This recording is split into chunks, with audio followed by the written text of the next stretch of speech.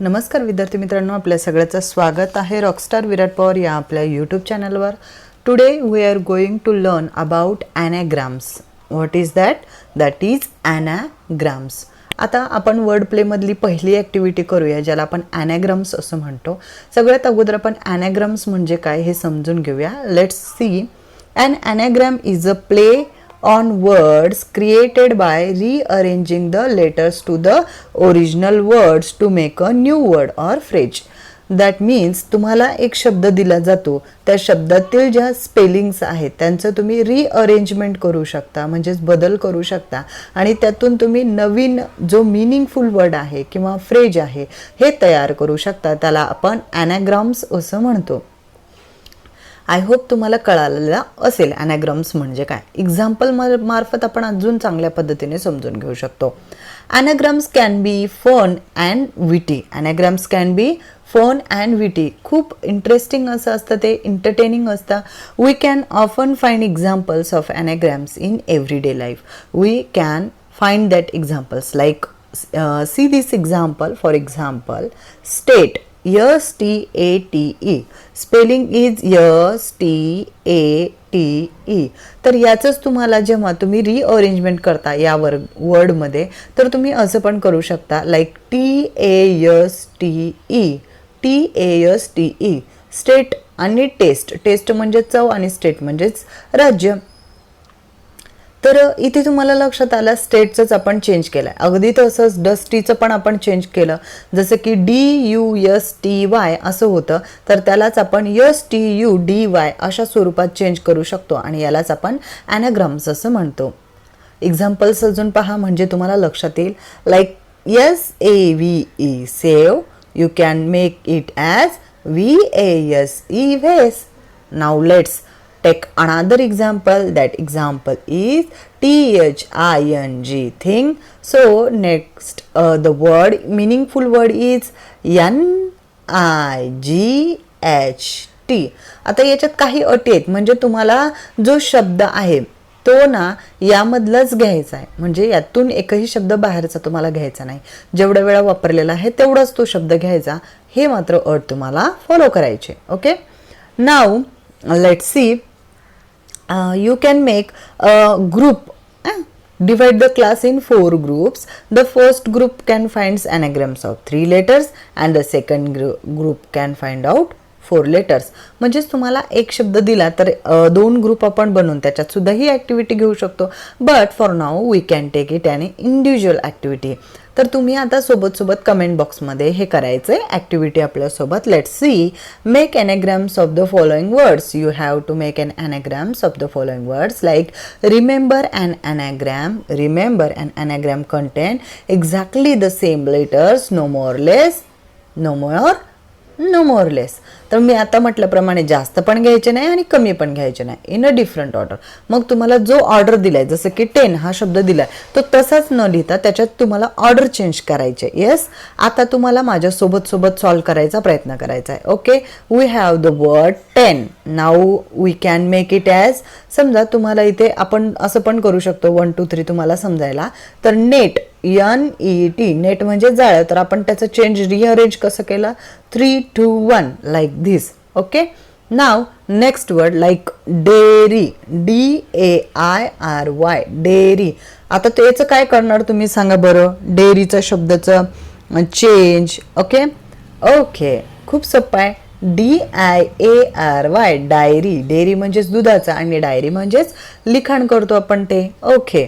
Now next word is glean. Right in comment box if you know the anagrams of the words. Okay. The word is glean. Now make it as anagrams. तर तुम्हाला याचा शब्द बनवायचा आहे. काय बनवणार मग ग्लीनचं तुम्ही? ANGLE. अँगल. जर तुम्ही असं लिहिलेलं असेल तर करेक्ट आहे. नाव नेक्स्ट वर्ड इज फॉर्मर. तर फॉर्मरचा पण खूप सोपं आहे. फॉर्मरचा आपण रिफॉर्मर असं करू शकतो. खूप सोपं आहे. नाव नेक्स्ट ऑक्शन्ड. याचं काय करणार तुम्ही? AUCTIONED.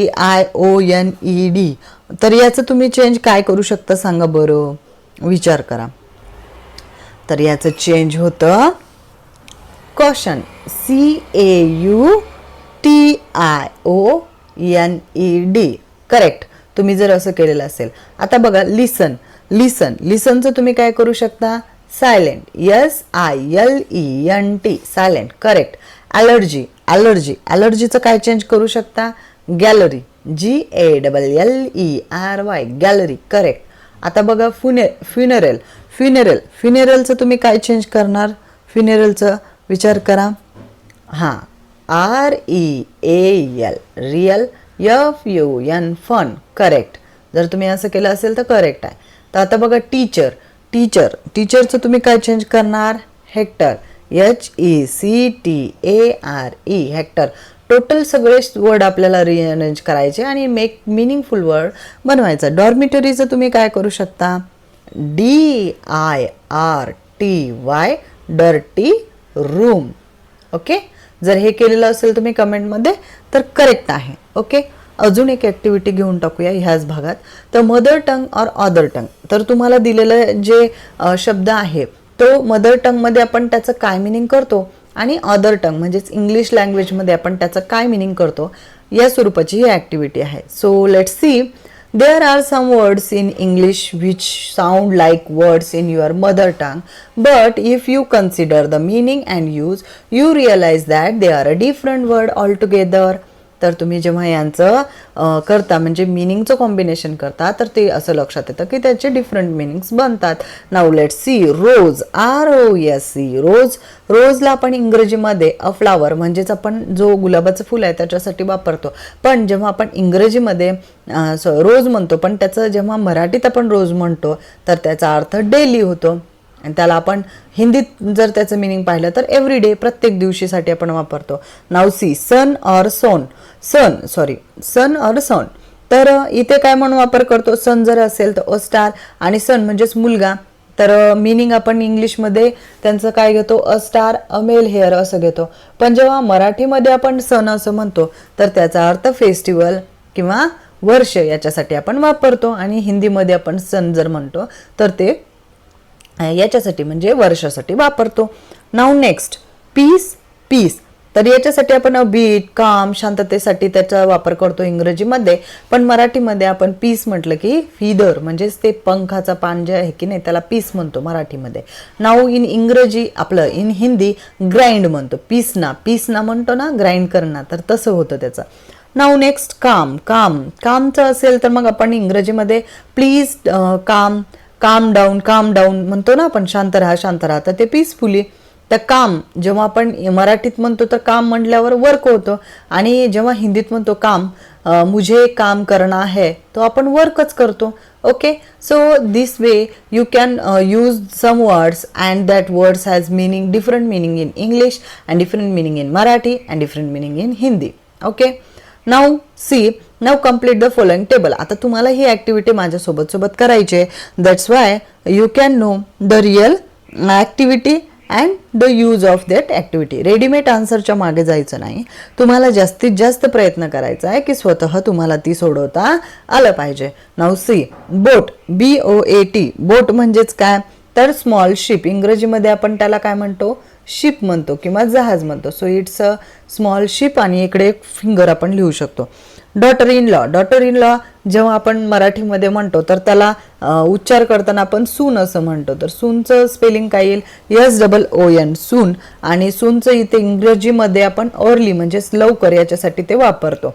Next is rope. ROP. रोप. त्याला आपण अ स्ट्रॉंग कॉर्ड असं म्हणतो आणि मराठीमध्ये सॅपलिंग म्हणून त्याचा वापर करतो. नेक्स्ट इज लेक म्हणजेच तळे. आपण जेव्हा म्हणतो इंग्रजीसाठी तर त्यालाच आपण पॉन्ड असं म्हणू आणि त्याचा जेव्हा आपण मराठीत हे घेतलं तर लेकचं काय होईल सांगा बरं?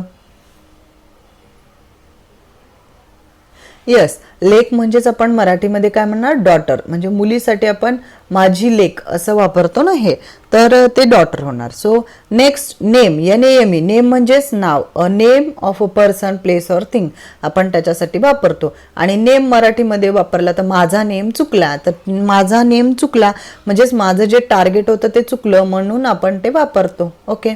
नेक्स्ट मोर, MORE, मोर म्हणजे आय वॉन्ट मोर, मला अजून पाहिजे, याच्यासाठी आपण वापरतो इंग्रजीत मच म्हणून. आणि ते मोर खूप सुंदर आहे, तर हे पीकॉक म्हणजेच आपल्या मराठीमध्ये आपण मोर म्हणून वापरतो त्याचं. त्यानंतर केस, CASE, केस म्हणजेच काय होतं, सूट, SUIT सूट. तर सूट केससाठी आपण ते वापरतो ना शक्यतो. आणि मराठीत जेव्हा आपण केस म्हणतो, माझे केस फार छान आहेत, तर तिथे आपण त्याचा अर्थ काय घेतो, हेअर, हेअर म्हणजेच केस, अशा स्वरूपात. तर in this way you have to complete this activity in the table form. You can give the answer in comment box in this way, so we can understand that you have understand this activity very cleverly. So let's take some riddles in the activity. That's why you can also enjoy this activity. तर riddles activity पण आपण करून घेऊया. Riddles ॲक्टिव्हिटीमध्ये काय करायचं आहे, the teacher divides the class in 4 groups. Teacher asks the groups to read the riddles and choose the correct answer for each one. The group that finishes correctly first is the winner. तर पहिल्यांदा जो group complete करेल तो winner असेल. So let's get started. What comes down but never goes up, म्हणजे काय खाली जातो पण वर नाही जात. तर सांगा बरं काय असेल ते. ओके, इट्स अ रेन, म्हणजेच पाऊस खाली पडतो पण वर जातो का, नाही, पडतो म्हणतो ना आपण त्याला, म्हणून. What has hands but not clap, तर कोणत्या ह्याला हाते असतात पण ते टाळ्या वाजवू शकत नाही असं आपण मराठीत म्हणतो. तर ते आहे क्लॉक, कारण क्लॉकमध्ये hour hand, minute hand, second hand आहे, पण ते टाळ्या वाजवू शकतं का, नाही, जसं आपण हँडने टाळ्या वाजवू शकतो, अगदी तसंच. Now next, what has a neck but no head. You have to give answer of this riddles while pause. Please pause the video at the time and give the answer in the comment box. तुम्हाला जिथे प्रश्नाचं उत्तर द्यायचं आहे तिथे video pause करा, प्रश्नाचं उत्तर द्या, नंतर व्हिडिओ प्ले करून पुढचं उत्तर तुमचं बरोबर होतं का हे चेकआउट करा. डायरेक्टली उत्तर पाहू नका. What has neck but no head, तर कोणाला म्हणतात की मान आहे पण डोकं नाही, तर ते आहे काय सांगा बरं, निडल. निडल म्हणजे सुई. अगदी बरोबर उत्तर दिलंय जर तुम्ही हे दिलंय तर.